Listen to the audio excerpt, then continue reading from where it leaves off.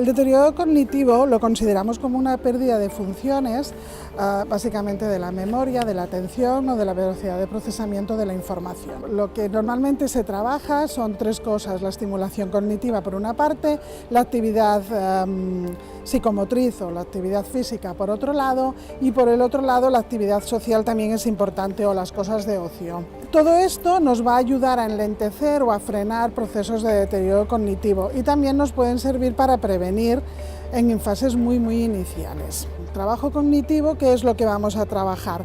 Pues la memoria a corto y largo plazo, los problemas de movimiento, que es lo que llamamos praxias o habilidades manuales, el cálculo, la atención y la resolución y ejecución de problemas.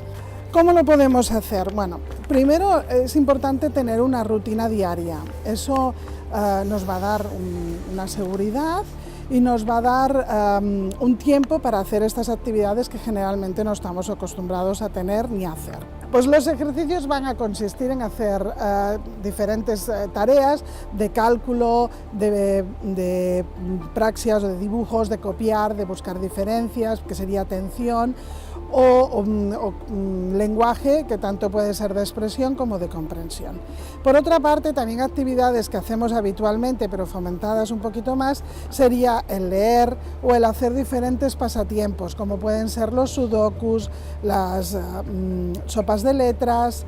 Por otra parte, hay juegos de mesas, puzzles, tangrams, todas estas cosas. También son ejercicios que nos ayudan a trabajar cognitivamente y que por otro lado nos ayudan un poquito a socializarnos.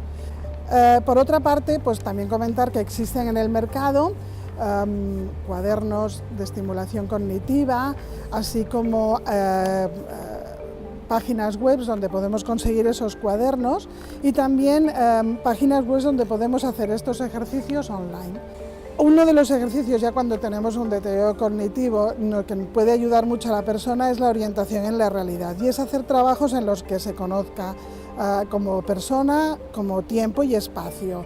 Ese tiempo y ese espacio puede ser del momento o puede ser secuencial en el tiempo, con lo cual hacer trabajos de autobiografía, trabajar fotografías de antes, puede ayudarnos mucho, sobre todo ya cuando la persona tiene un deterioro cognitivo un poquito más avanzado.